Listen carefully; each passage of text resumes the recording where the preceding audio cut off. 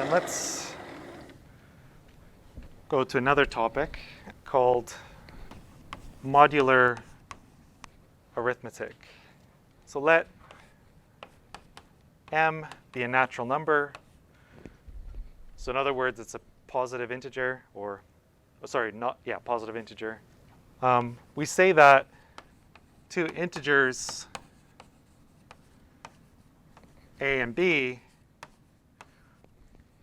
are congruent modulo m if they have the same remainder when you divide by m. So if a and b have the same remainder and dividing by m. And the notation for this, so if a is congruent to b modulo m, we write like a kind of equal sign with 3 lines instead of 2, and then mod m. So like kind of in plain English, you should read this as a is congruent to b modulo m. Obviously, like that's too long to write every single time. Like I don't want to keep writing congruent over and over. So the notation is, yeah, a with this triple equal sign, b mod m. A is congruent to b mod m, modulo m. So as a few examples, so for example, 5 is congruent to 7 mod 2, right? Because they both have a remainder of 1. They're both odd. But also, it's congruent to 1 mod 2. It's also congruent to negative 1 mod 2. So 8 is congruent to, well, I don't know, 14 mod 6. It's also congruent to 2 mod 6, or for example, negative 10 mod 6. These negative ones might seem weird, right? But basically the idea is like, if you want to know if two things are congruent mod 6 or mod anything, like basically, 8 is the same as 14 mod 6 because you can add 6 to get from 8 to 14. You can subtract 6 to get from 8 to 2. If you subtract 6 3 times, you go from 8 to negative 10, right? So so yeah, technically, like if you divide negative 10 by 6, the remainder is 2. So remember, there's this thing, we always have to have the remainders being non-negative. So negative 10 is like negative 2 times 6 plus 2. So the remainder is 2. So therefore, it's equivalent to 2 mod 6. Any questions about this? It gets a bit dodgy when we're dealing with negative numbers, but really you should just think of this as like, take a number and like, if you shift it by m, then you get something which is equivalent modulo m, and just shift it by like lots of copies of m or whatever, and yeah. Okay.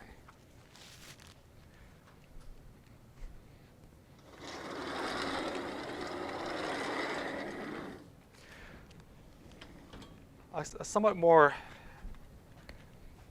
elegant way of saying this is the following proposition.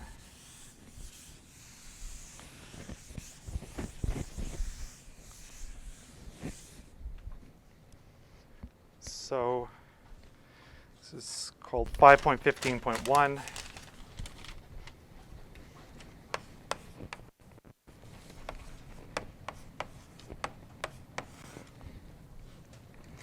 So A is congruent to B mod M if and only if M divides A minus B. Okay, you should read this as a sentence, right? So what I'm saying is let M be a natural number if A and B are integers such that A is equivalent to B mod M. Well, that happens if and only if M divides A minus B.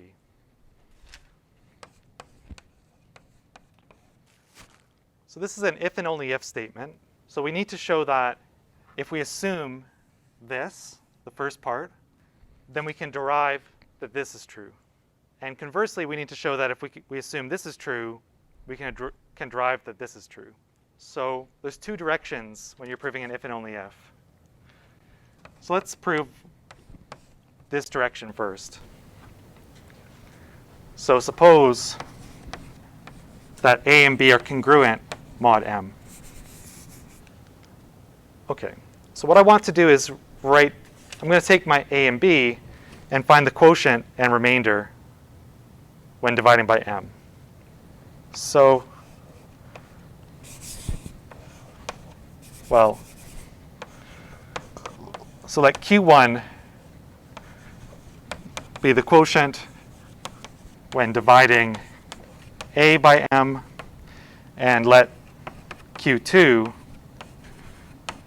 be the quotient when dividing B by M. So by definition, so we're saying that A is congruent to B mod M, and what that implies is that they have the same remainder when you divide by M. So then there exists R between 0 and M minus 1 such that A is Q1 times M plus R, and B is Q2 times M plus R. Okay, this is because, because they're congruent, they must have the same remainder. So it's the same remainder because they're congruent modulo M. But now we subtract them, right? So I want to prove that M divides A minus B. So I better write down A minus B somewhere. So that's going to be Q1 M plus R minus Q2 M plus R. You can see that the R's are going to cancel. So we can write this as Q1 minus Q2 times M, because the R's cancel, and then you factor out an M. So therefore, M divides A minus B because Q1 minus Q2 is an integer. So when you're proving an if and only if, don't forget to do the other direction, right? So we've only proven like half of this so far. We've proven that if this is true, then this is true, right? We need to prove the other direction. We need to assume this is true and prove that A is congruent to B mod M. So now, suppose that M divides A minus B.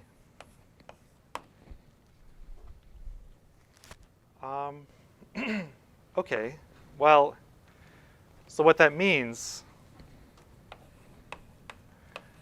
is that there exists an integer k such that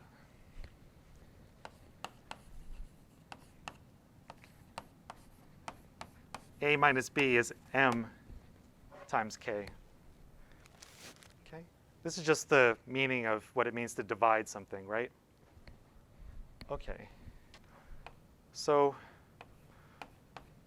what I'm going to do is take B and look at the quotient and remainder. So I'm going to let Q and R be in Z such that R is between 0 and M minus 1, and B is QM plus R.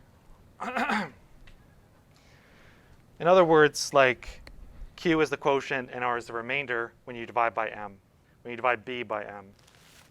Okay, so if I put these two things together, we're kind of in good shape because so A is B plus MK from this. I substitute this in for B.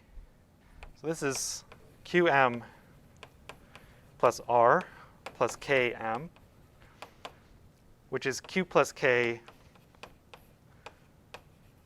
M plus R. Okay. Now, the key here is, so the reason why we're done, so what I've done is I've shown that A is a multiple of M plus R. And remember, the remainder is unique, right? So R, if I've written A as a multiple of M plus r, where r is between 0 and m minus 1, there's no like second way of writing a as some quotient times m plus a remainder. So this is the only way of writing a in this form. So therefore, the remainder when a is divided by m is r, which is the same remainder as b, right? So therefore, a is congruent to b mod m. Because we started by defining r to be the remainder when b is divided by m, and we showed that this a has the same remainder, so they're equivalent, or they're congruent mod m. Any questions about that? This is actually kind of a useful thing. So if you're given two numbers and you want to know if they're congruent mod m, you know, and maybe one of them is some big positive number and some is some big negative number, and it's like really confusing. Well, you can just subtract them, right? Take one number minus the other number and see, is that a multiple of m? If it is, then they are congruent. If it's not, then they're not, right? So if you're given two numbers, you want to know if they're congruent mod m, subtract them, divide by m. If it's a whole number, if it's an integer, then the answer is yes. Okay. So any questions about any of this? Okay.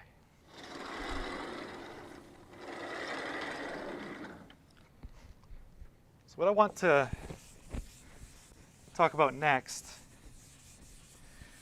is how do you like multiply and add numbers modulo m. So how does like, you know, so okay, so we know this our definition of like modulo m, like congruent modulo m, but the question is, how does that work with addition and multiplication? And the answer is that it works pretty well, kind of in the way that you would expect it to work.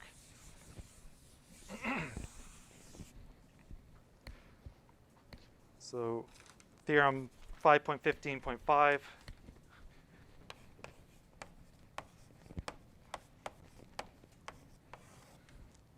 So suppose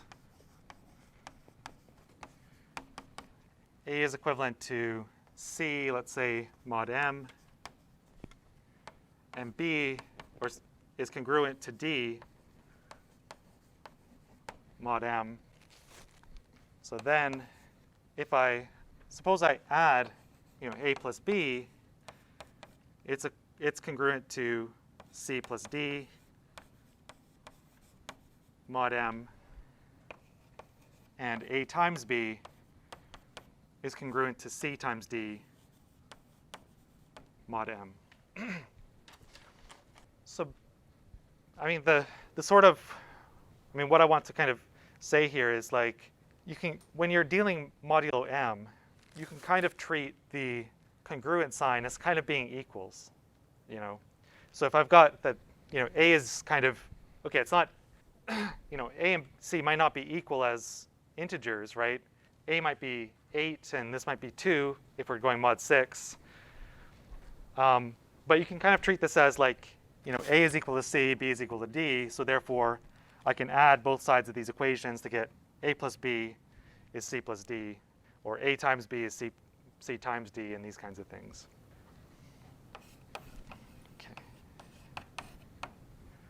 Okay. For this, we're going to use the proposition we just proved. So, let's say, maybe let's just prove the first thing. And, you know, if you want to read more about the second thing here, you can look in the notes. So since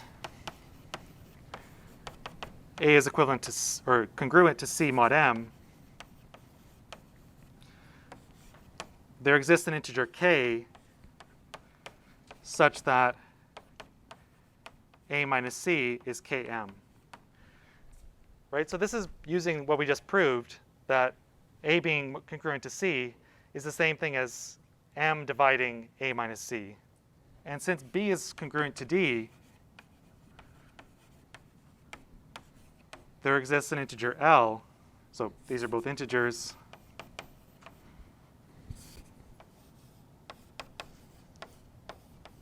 Such that B minus D is L times M.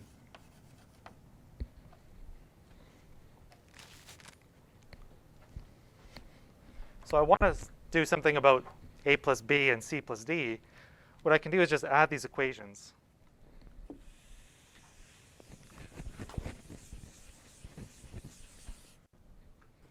So if I add these equations, I get a plus b minus c plus d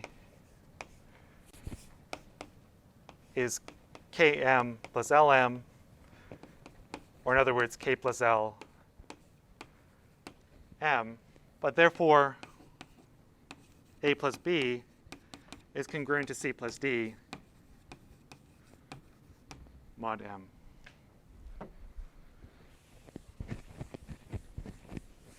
So here, we use that previous proposition like 3 times. So by the previous proposition, if a is congruent to c, we can write a minus c as a multiple of m.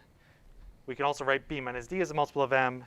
We add those two equations. We end up getting that the difference between a plus b and c plus d is a multiple of m. So therefore, using the proposition in the opposite direction, we get that a plus b is equivalent to c plus d. So like I said, let's not prove the multiplication part, but this is it's quite a similar proof, and maybe it's a good exercise for you to see if you can do that yourself.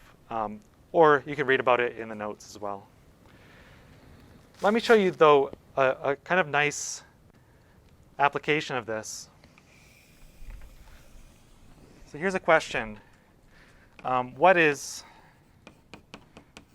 the last digit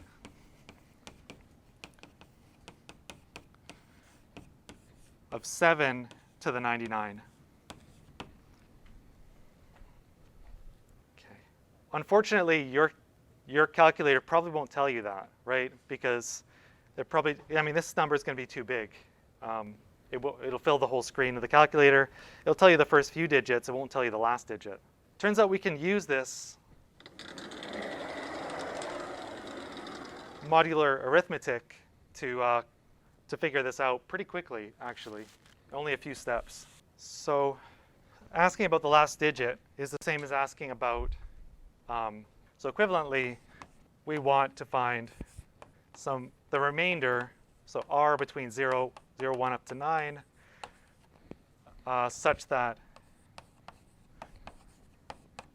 7 to the 99 is equivalent to r mod 10, right? So this is just rephrasing the problem. So asking about the last digit is just saying, what is 7 to the 99 mod 10? Because, that's the last digit. OK, here's a way of doing this. So 7 squared, I guess we all know, is 49, right? Now that's congruent to 9 mod 10, which frankly is not that useful. But what's more useful is to write this as -1 mod 10. Okay, so that's true, right? 9 is -1 mod 10. So using this thing about modular arithmetic, so that said, if I multiply two numbers, then I can kind of replace them with anything equivalent mod m, in this case mod 10. But that also works for like exponents, right? Because if I take like something cubed, that's just that thing times itself 3 times. So, okay, so 7 squared is equal to -1. What if I take 7 squared to the 49? That should be -1 to the 49 mod 10, which is just equivalent to -1 mod 10, because -1 to the 49 is just -1. But this is 7 to the 98, which is pretty close to what I wanted. So I just multiply by one more 7. So I get 7 to the 99 is equivalent to -7 mod 10, which is equivalent to 3 mod 10. So the answer is 3. OK, maybe we'll do more examples like this next time. But yeah. OK, so I'll see you guys. Reading break this week. So I'll see you in a week. OK, so let's talk a little bit more about this modular arithmetic stuff. So a question, what's the last digit? Or actually, no, not last digit. So what is what is the remainder when you take 7 to the 999 divided by, so is divided by 4. Okay. So again, if you try to do this in your calculator, you'll probably have problems, especially if you use the kind of crappy calculator from the bookstore, which is the only one you're allowed on tests. So you want to have a way of doing this by hand, right? So what we do is use these kind of rules of modular arithmetic. So 7, if I look at it modulo 4, oops, I want to put this here. So remember, what does it mean to be congruent to something mod 4? It means that, so two numbers are equivalent or congruent modulo 4 if they have the same remainder when you divide by 4. So in particular, 7 is congruent to 3 mod 4 because 7 has a remainder of 3 and 3 has a remainder of 3 when you divide by 4. Truthfully, though, this is not that useful because 3, I want to take a power of 7 to the 99. I could take 3 to the 999, but that's not going to be really any easier for me. So the trick with these questions, I think, is to try to get everything in terms of the number 1 or negative 1. So here I can say that this is also congruent to negative 1 mod 4. I don't need these brackets, really. So a key thing to remember is if you're computing things modulo 4, whenever you add or subtract 4, you stay in the same congruence class. So I take 7, I subtract 4, I get 3. I subtract 4, I get negative 1. These are all in the same congruence class. Negative 1 is kind of simpler than, taking a power of negative 1 is pretty simple, right? So this is going to be useful. So if I take 7 to the 999,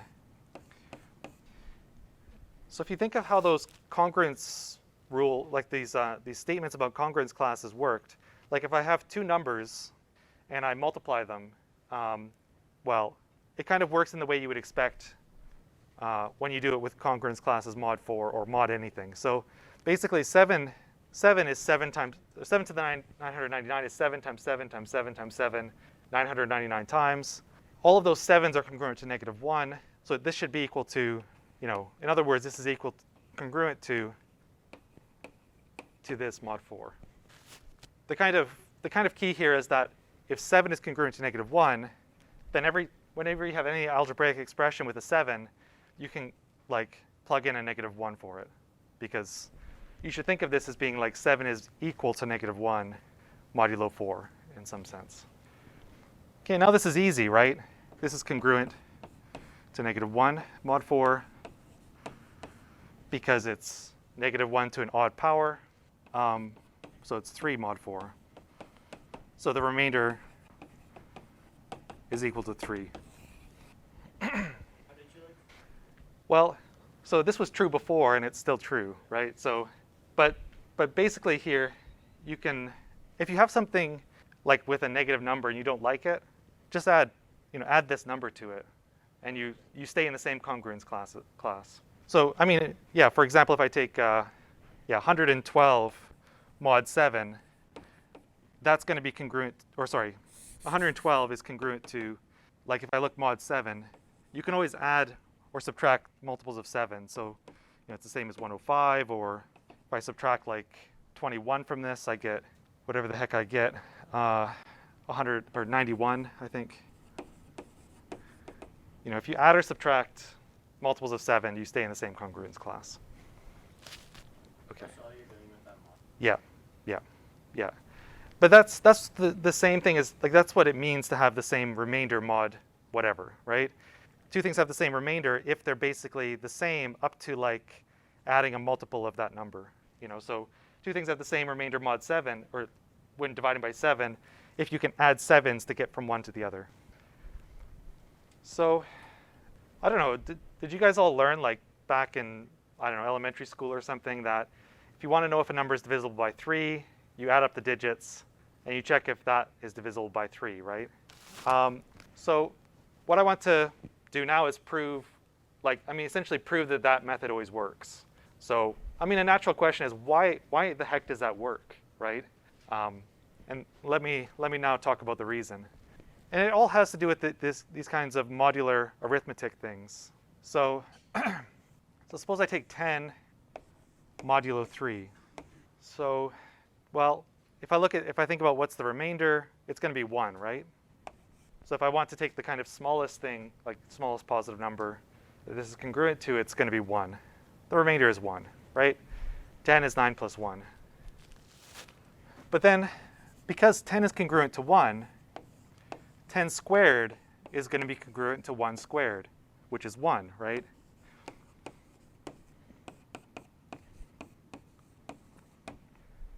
Because this is kind of how modular arithmetic works. This is 10 times 10.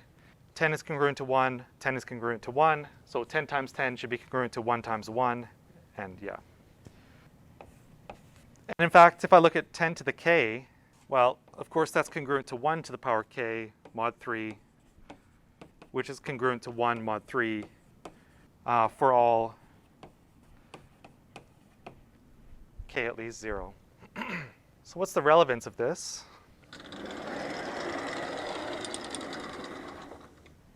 So this turns out to be the whole kind of reason for this thing about divisibility by 3. So say proposition, an integer, well, so let n be a natural number, then n is divisible by 3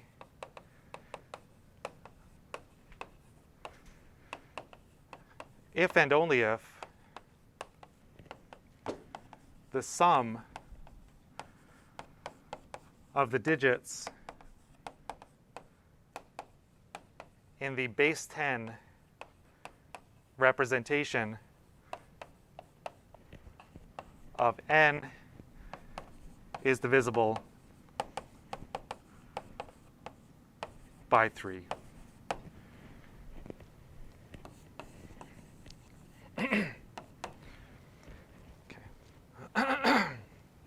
So this is, like I said, something you probably learned in elementary school or something.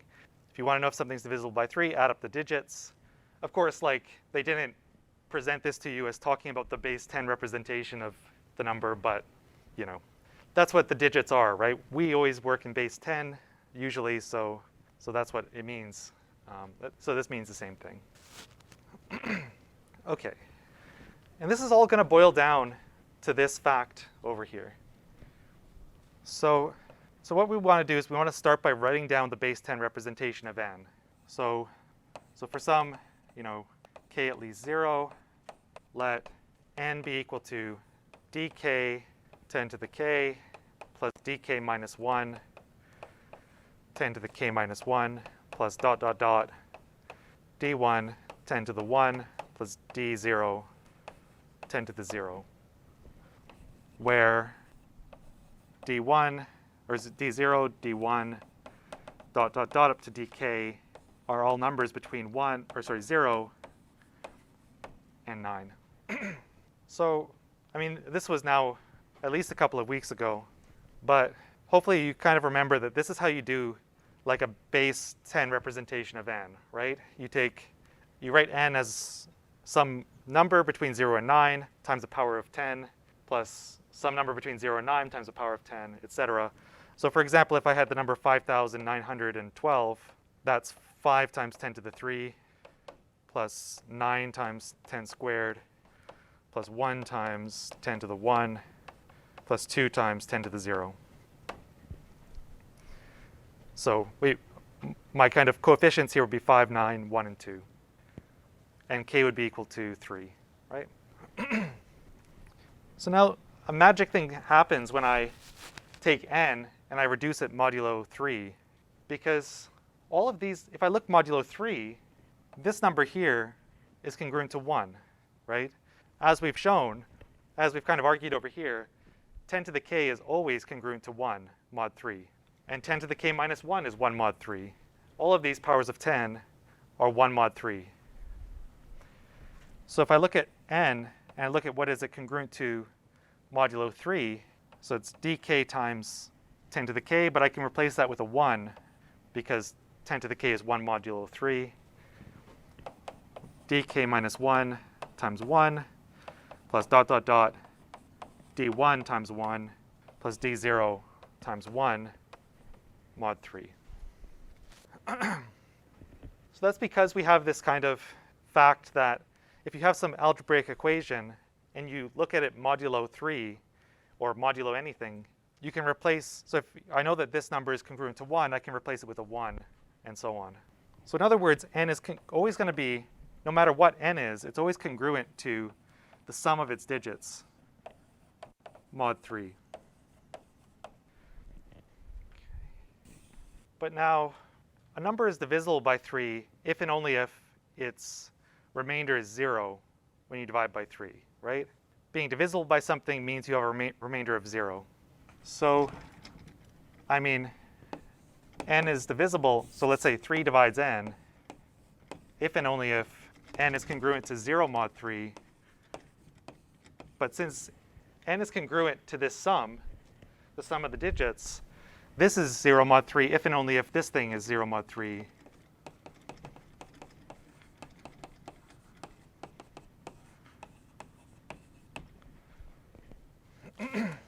Because these two things are congruent, so this one's 0 if and only if that one's 0, and that completes the proof. Because what we've demonstrated is that, well, maybe I should say, if and only if 3 divides dk plus dk minus 1, d1 plus d0.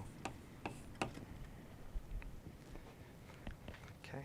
So what this says is that 3 divides n if and only if it divides the sum of the digits, which is exactly what we wanted to prove. Okay, so this works for 3, but if you think about it, it also works for 9, right? Because, well, what does this whole thing hinge on? It hinges on the fact that 10 is congruent to 1 mod 3.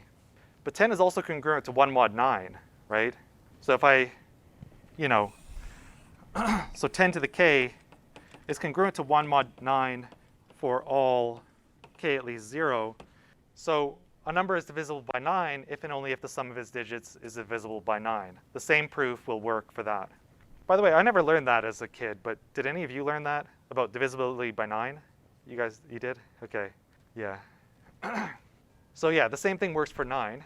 There's a kind of weird thing that works for 11. So if I take 10, I look at it mod 11. 10 is negative 1 mod 11. Negative 1's, okay, a negative 1 is not quite as good as a 1, because, I mean, 1 is 1, but, 1 to any power is just 1. Negative 1 to any power is either 1 or negative 1, so it's a little bit trickier.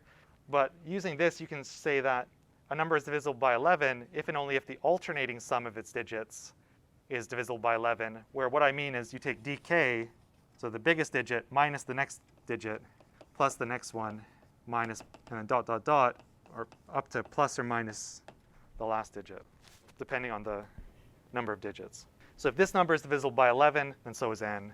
If you sum up the digits with pluses and minuses, anyway, that's not terribly important. The thing to grasp is this proof here. Any questions about this? So this is the last thing we're doing in chapter 5. By the way, what we proved here is more than just this, right? We actually proved that if n is 1 modulo 3, then the sum of the digits will be 1 modulo 3, right? If n is 2 modulo 3, then the sum of the digits is 2 modulo 3. Yeah? Not always. So you can totally write this as, so here I kind of wrote 10 is congruent to 1 mod 3. This is symmetric, so 1 is congruent to 10 mod 3. So this is just a sort of way of, yeah, relating two numbers in some sense. And it's kind of symmetric. So this just means same remainder when dividing by 3. So if this has the same remainder of that as that, then that has the same remainder as that, so it's symmetric.